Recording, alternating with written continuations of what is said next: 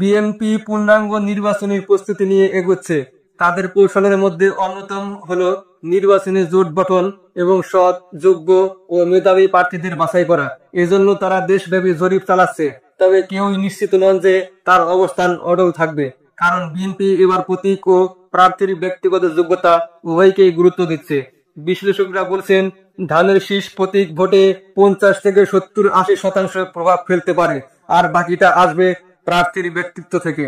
আসন্ন নির্বাচনে 6টি ইসলামী রাজনৈতিক দল বিএনপির সঙ্গে জোট করতে চায়।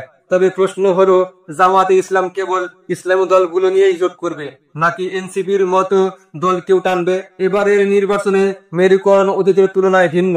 আগে আওয়ামী লীগ ও বিএনপিকে ঘিরে দুটি জোট পরিষ্কার ছিল, মাঝখানে বিকল্প দ্বারা বি চৌধুরী ও জাতীয় পার্টি থাকতো।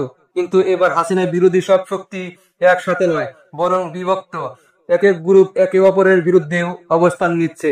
5ই আগস্টের রাজনৈতিক পালাবদলের পর থেকে ইসলামী ভোট একসাথে আনার চেষ্টা চলছে।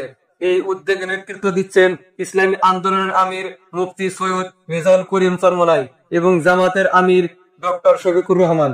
তাদের সম্মিলিত প্রচেষ্টায় রাজধানীর সোহরাওয়ার্দী উদ্যানে সমাবেশও হয়েছে, যেখানে অন্তত 10টি ইসলামী দলের শীর্ষ নেতা আগামী নির্বাচনে একসাথে কাজ করার অঙ্গীকার করেছেন। তবে নিজামী ইসলামী পার্টি, জামাতে উলামায়ে ইসলাম বাংলাদেশ, ইসলামী ঐক্য জোট ও বাংলাদেশ খেলাফত আন্দোলন এসব বিভক্ত বা অনিবন্ধিত দল এই উদ্যোগের বাইরে থেকে বিএনপির নেতৃত্বাধীন জোটে যেতে চাইছে।